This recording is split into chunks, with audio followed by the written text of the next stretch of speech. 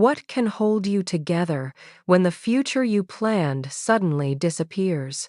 One phone call can divide your life into before and after. Before the call, next summer exists. The family trip is still on the calendar. Your parents will still be themselves at Christmas.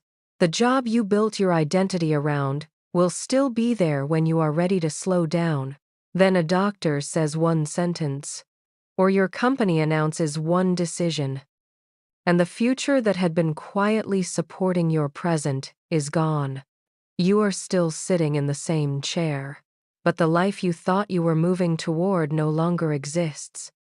48 hours after Daniel Mercer found his father lost in a grocery store, a neurologist placed a folder on the desk and told the family that Arthur's condition was progressive. 6 minutes later, Daniel promised everyone he could keep life normal. By the end of the week, that promise would place his father in danger and reveal why hope is not the same thing as certainty. Hi, I'm Sarah, and this is Wise Mind Stories. In this episode, we are going to explore what remains when the future you counted on collapses. How Viktor Frankl understood the psychological power of a future task, and one way to build direction without pretending you can control the outcome. The neurologist's office was painted the color of oatmeal. Arthur sat beside Daniel, turning his wedding ring around his finger even though Daniel's mother had been gone for 7 years. Elena sat across from them with a notebook open on her lap. The doctor spoke carefully. There would be more tests. Medication might help some symptoms. Routines and support could preserve independence for a time. But the pattern was consistent with a progressive neurocognitive disorder. Memory would become less reliable. Judgment might change. Arthur should stop driving immediately. Daniel heard the words, but his mind rejected their order. He began converting them into tasks. Sell the car. Install cameras. Move the medication. Find the best specialist. Build a schedule. He had managed warehouse failures during snowstorms. He had rerouted medicine across 3 states after a bridge collapse. He knew how to turn chaos into columns. So when Arthur asked, "Does this mean I'm losing my mind?" Daniel answered too quickly. "No, we caught it early. We're going to keep everything normal." Elena looked at him. The doctor did too. Arthur nodded because the answer was kind. It was also a promise Daniel had no authority to make. Shock does something strange to time. The future becomes impossible to imagine, so the mind reaches for the nearest familiar action. Send the email. Make the list. Say the reassuring thing. In Man's Search for Meaning, Frankl describes 3 broad psychological phases he observed among prisoners. The shock of admission, a later state of apathy or emotional numbing, and then the difficult psychology that could follow liberation. These were not neat stages that every person experienced in exactly the same way. They were observations from conditions of extreme dehumanization. In the first phase, disbelief could act like a temporary shield. The mind had not yet absorbed what reality meant. Later, apathy could become a form of psychological protection. Feeling less was one way the nervous system endured what could not be escaped. And liberation did not instantly restore joy. A person could be physically free and still unable to feel real pleasure, trust happiness, or return immediately to the self that existed before captivity. The larger insight is uncomfortable. When a future collapses, the mind does not simply update its calendar. It loses part of the structure that made today coherent. We do not only live in the present, we live toward something. Daniel returned to Everline the next morning carrying Arthur's medical folder in the same bag as his promotion plan.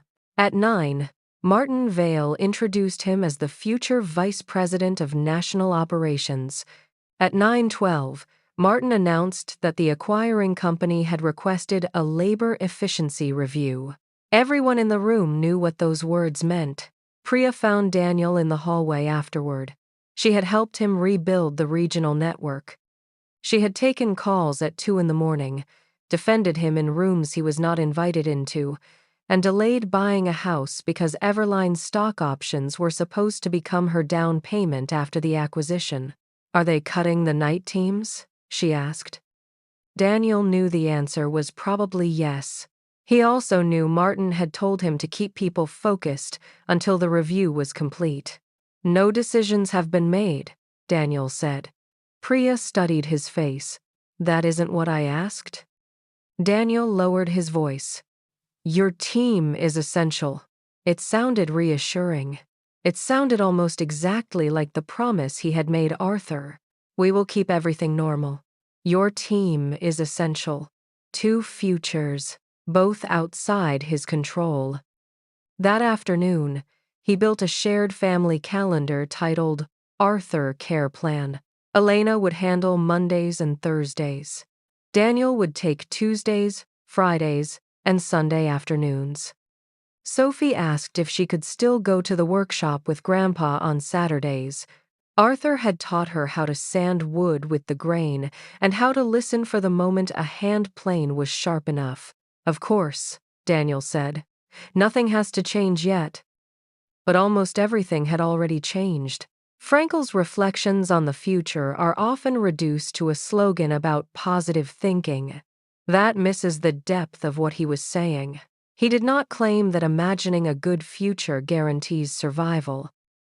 In the camps, survival depended on brutal external realities: violence, starvation, disease, forced labor, arbitrary selection, and chance. Meaning was not a shield that made those conditions fair. What Frankl observed was that an orientation toward a future person or task could preserve an inner direction when the present had been stripped of almost everything familiar. He imagined work that still needed to be reconstructed. He mentally placed himself in a future lecture hall, speaking about the psychology of the concentration camp. This did not erase the cold or hunger. It changed his relationship to the moment. The suffering was no longer the whole horizon. Somewhere beyond it stood a responsibility not yet completed. Hope is not a prediction, it is a direction.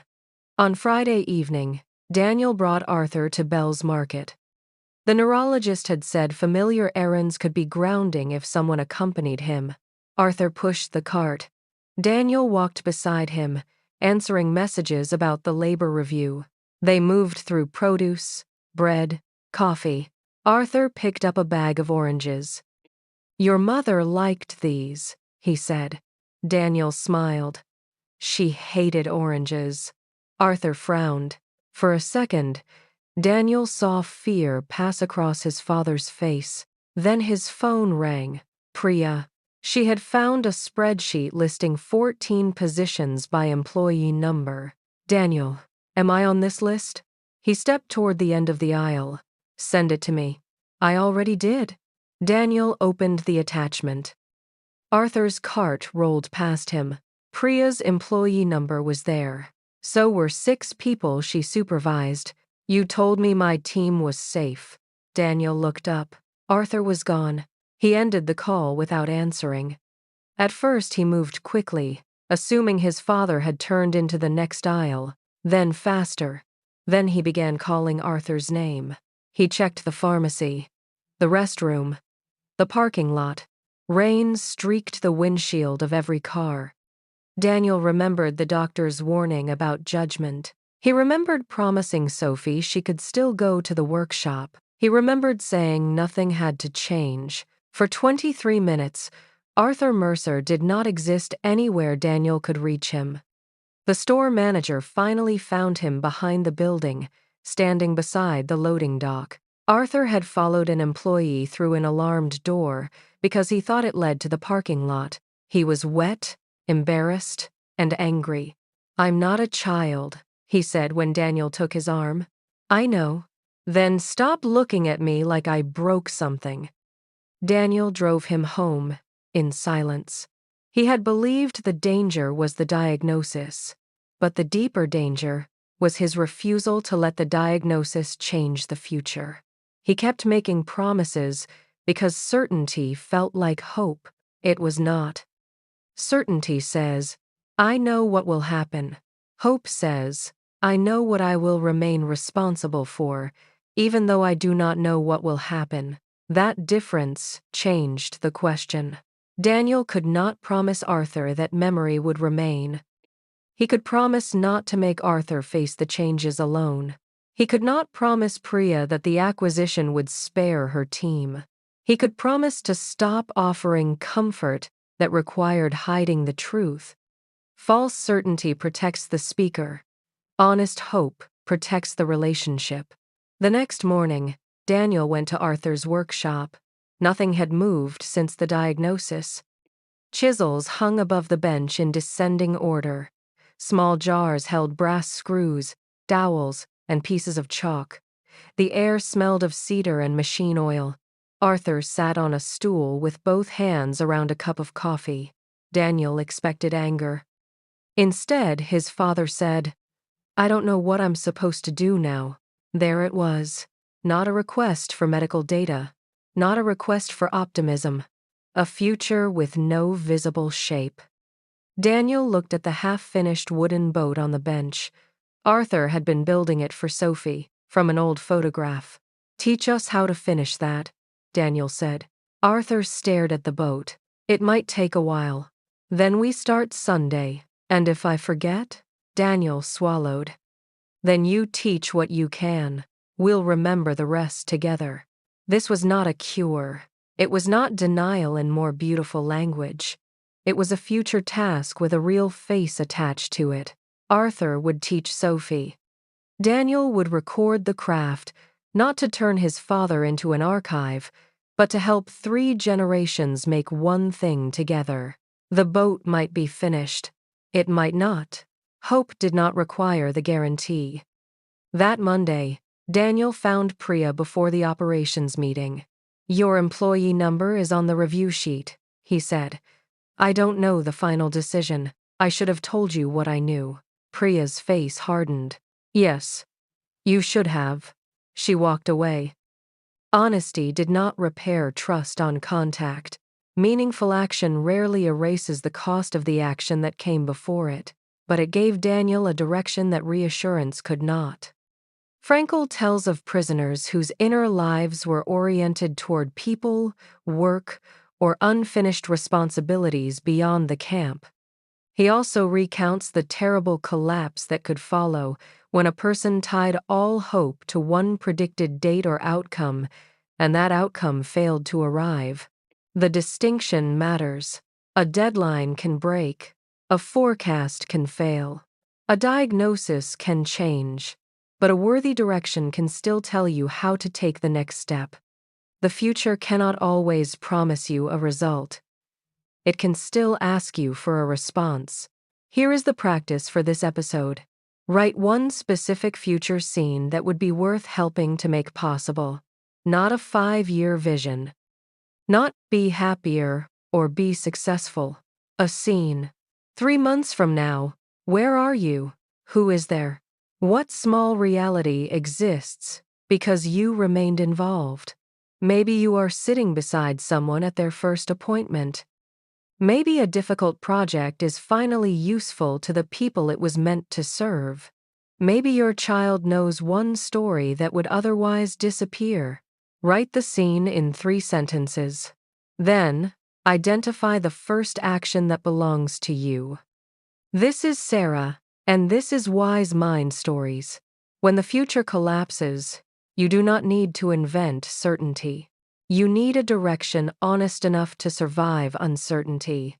If you want stories that turn enduring ideas into decisions you can live, subscribe to Wise Mind Stories. On Sunday, Sophie placed the unfinished boat between herself and Arthur. Daniel set his phone on a tripod to record the lesson. Arthur picked up a strip of sandpaper, then stared at it as if he had never seen it before. Sophie waited. Daniel reached forward to help. Arthur pulled his hand away. Don't make this into a lesson yet, he said. Daniel did not understand. but he would. Because a future task can give suffering a direction. It cannot give us permission to turn another person's pain into a project.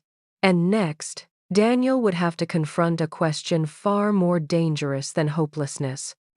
What if our desperate need to find meaning in suffering becomes another way of refusing to feel it? Next episode teaser. Daniel gives Arthur a future task, but Arthur sees the danger first. Daniel is beginning to turn his father's decline into a meaningful family project. Can suffering carry meaning without being romanticized, explained away, or used?